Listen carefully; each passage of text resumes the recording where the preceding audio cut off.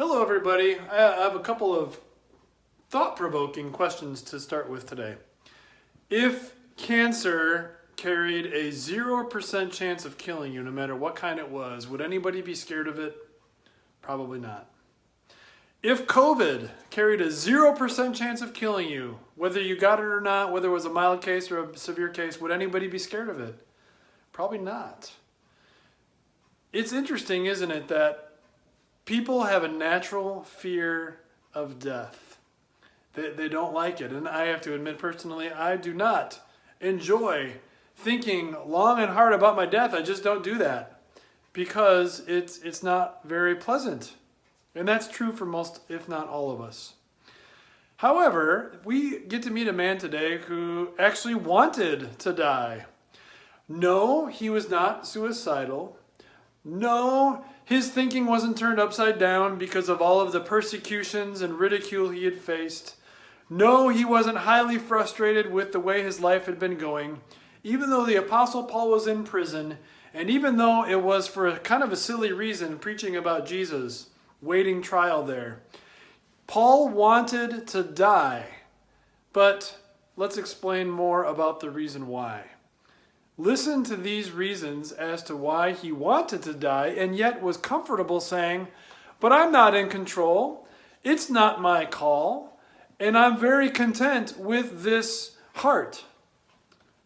Philippians chapter 1, beginning at the 21st verse. For to me, to live is Christ, and to die is gain. If I am to go on living in the body, this will mean fruitful labor for me, yet what shall I choose? I do not know. I am torn between the two. I desire to depart and be with Christ, which is better by far, but it is more necessary for you that I remain in the body. Convinced of this, I know that I will remain, and I will continue with all of you for your progress and joy in the faith. How cool is that?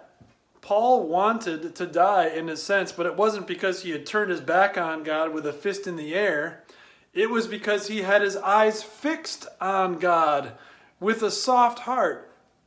Paul knew Jesus has died for all my sin, even those terrible, awful sins of the past, murdering Christians when I thought I was doing the right thing. Jesus has risen from the dead, something nobody else could do. Christ did it, and he did that for me. I am so confident that because he lives, I'm going to live as well. He prepared a home in heaven for me, and I'm going to go there one day when Christ calls me home. However, that's God's call, not mine. He's in control. Nobody else is. Not the Roman government that put me in prison. Not my enemies who taunt me and persecute me.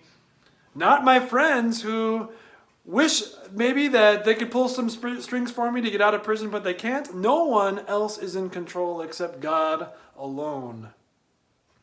And Paul was okay with that because he knew God would call him home to heaven at just the right time. And until that day came, he had a purpose, fruitful labor to help others have joy and keep progressing in their faith.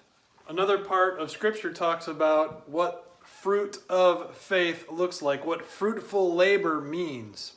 Love, joy, peace, patience, kindness, goodness, gentleness, faithfulness, and self-control. The rest of the world is greedy in me first. You can show love to others. The rest of the world is unsettled and afraid and even panicked. You can have joy and share peace. The rest of the world is so impatient, stomping around, but always being frustrated more and more. You can have patience and kindness, being full of goodness to others. It's not hard to find people without self-control. You can have self-control and share that self-control with others so that they might live a different way, that they might be self-controlled in return.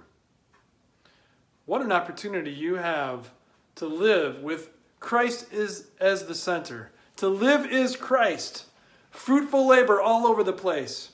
Love, joy, peace, patience, kindness, goodness, gentleness, faithfulness, and self-control. And then one day, after a lifetime of all of that, and helping others to progress in those areas too, Jesus will call you home to glory, and you will see him in the heavenly mansions. What a fantastic outlook and opportunity you have today to follow the Apostle Paul's motto, to live not about me, it's all about Christ. And if today is the last day of my life, to die is gain. God bless you as you hold fast to that life outlook.